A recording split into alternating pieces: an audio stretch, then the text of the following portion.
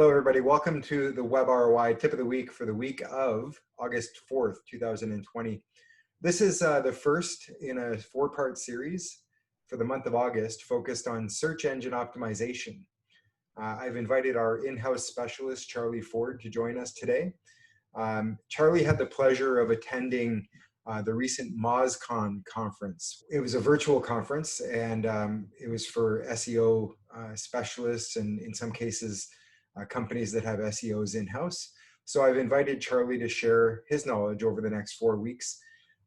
And as many of you may know, these video segments are fairly short, typically about 10 minutes. So I'll be breaking this up into 4 distinct segments. The first week, this week, is going to be talking about promoting your content. Next week, we'll talk about the state of search engine optimization in 2020. And then week 3 is Google My Business. We've talked about that before, and it's very important, so we're bringing it back. It's probably the most important aspect of your local search engine optimization. So we'll be discussing that further in week 3. And then week 4, we'll talk about moving targets, in particular keywords, and how COVID has actually impacted the landscape of SEO in terms of how you're showing up and what is showing up and things like that. So Charlie, again, thank you for joining us. Before we get started today, share with us your insight in terms of the MozCon conference and what you experienced there and what it's all about.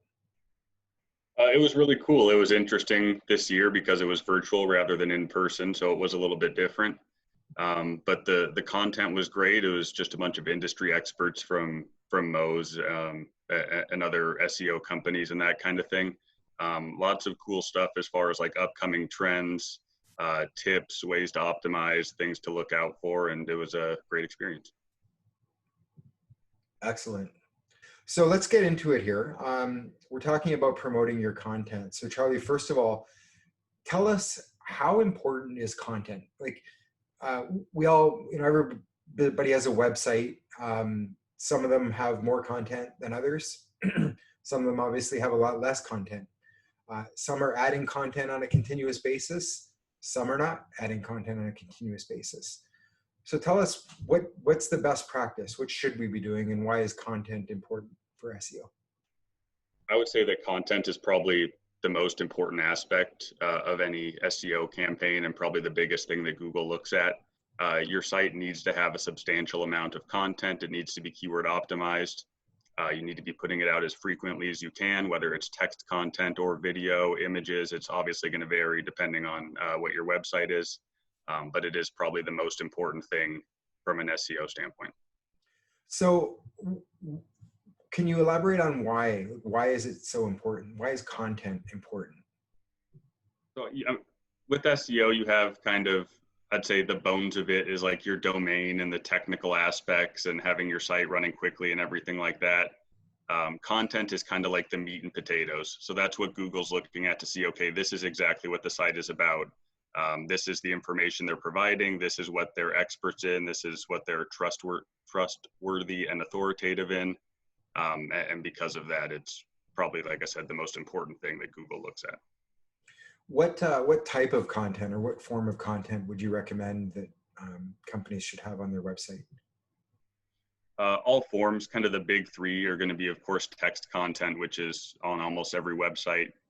Video content is huge and it's becoming more popular. It has so over the past 5 years. And then image content as well is very important. And like I said earlier, it's going to vary depending on what your site is, what your goals are. But text and text and video are probably the 2 biggest ones. Now, is adding content good enough to get great results? Just putting the content on the website? No, it should be keyword optimized. It needs to have a focus. It needs to be well written. You need to write it for people, not for Google. So you don't want a keyword overload or anything like that. You want to make sure, like I said, it's well written. It shows expertise and authority and trustworthiness. So it does need to be keyword optimized. You can't just throw content out there and think that's enough. When you're talking about like adding content on the website, making sure it's keyword optimized, is there a certain length of content that performs better than other lengths? It's kind of longer the better when it comes to that. 500 words is what I would say is probably the minimum for any page that you want to rank well. But a 1,000-word page is often going to rank better than a 500-word page. A 1,500-word page will rank better than that. So I mean, 1,000 plus is great, but I'd say 500 plus is the minimum if you want to show up.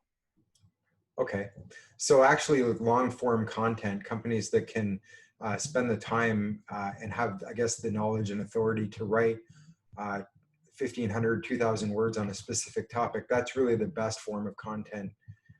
Would you say that that's the best form of content from a search engine optimization perspective?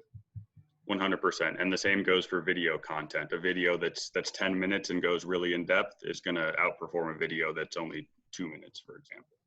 What are some specific tactics that you can recommend for companies that are looking to promote their content? One mistake that I think a lot of people make when they're promoting content is they want everything that they produce to be just for their target end user. And that's great, and that can help you get a few customers, but that's not always the best way to create shareable content that's going to draw links. So try maybe creating content for people in your industry rather than for consumers. Those people in your industry might find it more interesting, easier to share, that kind of thing. So like putting a piece of content, for example, up on social media and then tagging some industry thought leaders that might be interested in sharing that content or linking back to it? Yeah, absolutely. And in addition, as far as strategies for promoting that content, rather than just kind of posting say you created a blog, rather than just posting that blog on Facebook and Twitter with, hey, here's the title and the link, try to pull an interesting statistic or quote or something like that from the blog, something that's going to create a little bit more interest and draw more attention. And in addition to that, it's important to make sure that that your content is as easy to share as possible. So there's lots of things like click to tweet, which you can add to your posts or your email blast, whatever the case is. If someone wants to share that content, it should be as easy for them as possible. Assuming a company has done a really good job of creating and then promoting their content, what kind of result can they expect? If you're creating good content and you're promoting it properly, it's going to be picked up by other places. That link's going to be shared by others. And also, if you're creating good content and Google sees that, they're going to start ranking you higher as a result, and you'll have more visibility on search engines. Excellent. Well, that brings us to the end of week 1. Thank you very much for sharing your insight today, Charlie. And we look forward to hearing from you again in week 2. Thank you.